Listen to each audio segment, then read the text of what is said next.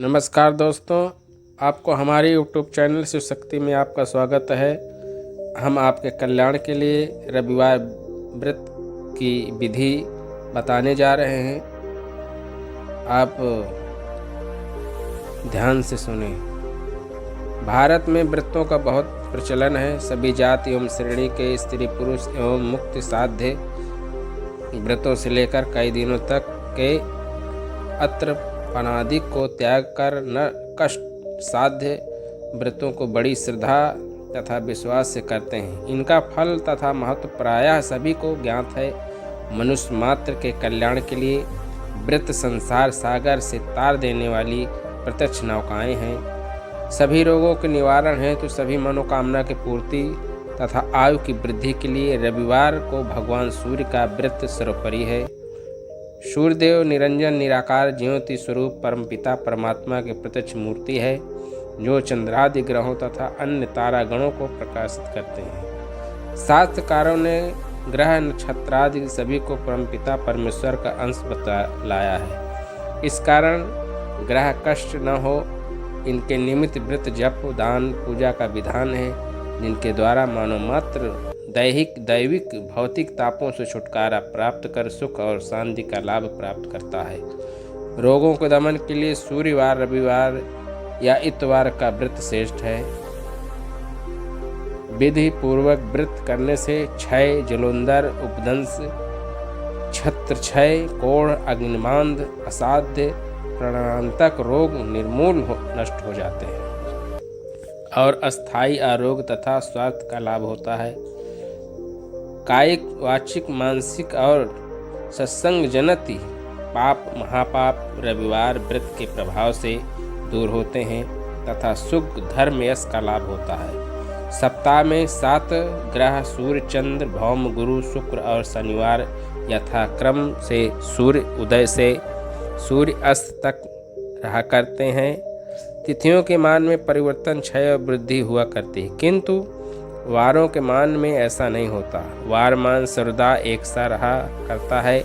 जिन ग्रहों के नाम से वार प्रसिद्ध है, उनके अधिष्ठाता ग्रह आकाश में प्रत्यक्ष दर्शन दिया करते हैं। उनमें से सूर्य निरंजन निराकार ज्योति स्वरूप प्रत्यक्ष परमपिता परमात्मा की प्रत्यक्ष मूर्ति है, जो चंद्र आदि ग्रहों और तारागणों को प्रकाशित करते हैं। वारों से व्रत का पारण विशेष वैशाख माघ और माघशीर्ष मास से करना चाहिए तथा शुक्ल पक्ष से प्रारंभ करना चाहिए। स्नान आदि करके संकल्प पढ़ें तथा संकल्प मम जन्म वर्ष मास दिन होरा अष्टवर्ग महादशा दशा विदिशा सूक्ष्म दशा विमुष्निष्ट फल वर्कतन जनित निस्माण क्लिष्ट निष्णादिष्ट वृष्ट तीव्रसमन पूर्वक दीर्घ आयु बल पुष्टि नवृत्त्यादि सफल शुभ फल प्रत्यक्ष सूर्य नारायण प्रतिकामानाधैर्य यथावृद्ध पर्यंत रविवार व्रत मह करिष्ये।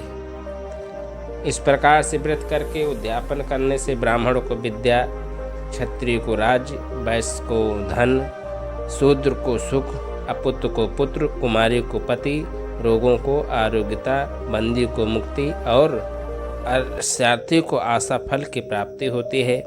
प्रथम वर्ष में 10 सेर चावल, दूसरे में 10 सेर गेहूँ, तीसरे में 10 सेर चना, चौथे में 10 सेर तिल, पाँचवें में 10 सेर उड़द का 12 ब्राह्मणों को भोजन कराने से सभी प्रकार की मनोकामनाएं सिद्ध हो जाती हैं। इस व्रत को प्रत्येक स्त्री पुरुष कर सकता है। नदी आदि के जल में स्नान करके देव ऋषि पित्त तर्पण करके कलश जल भर लावे, स्वच्छ वस्त्र धारण करे, घर में एक स्थान को गौ के गोबर से लीप कर 12 दल का सुंदर कमल लाल चंदन अथवा तांबे के पत्र पर बनावे। गौ के गोबर से कमल पर रख सूर्यदेव का पूजन करें। प्रत्येक मास में पृथक पृथक सूर्य के नाम से पूजन होता है तथा पृथक पृथक ही अर्थ पदार्थ प्रसाद आदि होता है। चैत्र मास में भानु का पूजन, पूरी और घी का प्रसाद, अनार का अर्थ मिठाई का दान और 3 फल दूध का भोजन चाहिए। वैशाख मास में तर्पण का पूजन, उदड़ के बने हुए घी के पदार्थों का भोग, मुनक्का अर्थ घी और उदड़ का दान, गोमय का प्रशासन करना चाहिए। ज्येष्ठ मास में इंद्र का पूजन, दही और सतुआ का भोग, आम का अर्ध दही तथा भात का दान, 3 अंजलि जल का प्राशन करना चाहिए। आषाढ़ में सूर्य का पूजन, चिवड़े का अर्थ अन्न का दान तथा 3 मिर्चों का प्रशासन करना चाहिए। श्रावण मास में घमशिष्ट का पूजन, सत्तू और पूड़ी का भोग, फलों का अर्थ भोज्य पदार्थों का दान, 3 मुट्ठी सत्तू का प्रशासन करना चाहिए। भाद्रपद मास में यम का पूजन, घी और चावल का भोग, कूष्मांड का अर्थ भोजन का दान, गौमूत्र का प्रशासन करना चाहिए।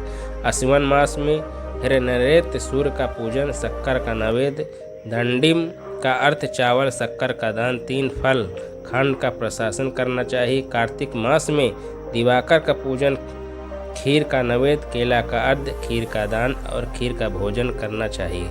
माघ में शीर्ष में मित्र का पूजन, चावलों का भोग, श्रीफल का अर्थ घी गुड़ का दान, 3 तुलसी पत्र का प्रशासन करना चाहिए। पौष मास में विष्णु का पूजन, चावल मूंग तिलों की खिचड़ी का प्रसाद, बिंजोर का अर्थ घी का दान, 3 पल घी का प्रशासन करना चाहिए। माघ मास में वरुण का सूर्य का पूजन, तिल और गुड़ का प्रसाद, ऋतुफल का अर्थ है ऋतुफल का दान, 3 मुट्ठी तिलों का भोजन करना चाहिए। फाल्गुन मास में सूर्य का पूजन, दही और घी का भोग, जभीरी का अर्थ दही और चावलों का दान, चावल और दही का भोजन करना चाहिए। 7 अप्रशंसित होकर व्रत करें। पूजन दिन और रात में केवल एक ही बार करना चाहिए। भोजन अथवा फलाहार सूर्य के रहते हुए करना चाहिए। यदि किसी कारणवश निराहार करते हुए सूर्य छिप जाए तो दूसरे दिन सूर्य के उदय होने पर अर्थ देकर भोजन करना चाहिए। सूर्यदेव का नियम पूर्वक पूजनादि करके श्री रविवार की व्रत कथा सुननी चाहिए। कथा के उपरांत सूर्यदेव का भक्ति पूर्वक आरती करें। प्रसाद भक्तजनों को बांटकर स्वयं लें। व्रत के दिन नमक तेल युक्त पदार्थों का भोजन न करें। इस प्रकार 12 मास तक व्रत को भक्तिपूर्वक करें। मार्गशीर्ष में अथवा चैत्र में उद्यापन करें। ब्राह्मणों को भोजन आदि कराकर व्रत का विसर्जन करें। इस प्रकार व्रत करने से ब्राह्मण को विद्या, क्षत्रिय को राज, वैश्य को धन, शूद्र को सुख, अपुत्र को पुत्र, कुमारी को पति, रोगी को आरोग्यता, कैदी को मुक्ति और अभ्यर्थी को आशा सफल की प्राप्ति होती है। दोस्तों, हमने सूर्य व्रत कथा आपके समक्ष प्रस्तुत की है। अगर हमारी ये सूर्य व्रत कथा आपको पसंद आई हो तो चैनल को सब्सक्राइब करें। धन्यवाद।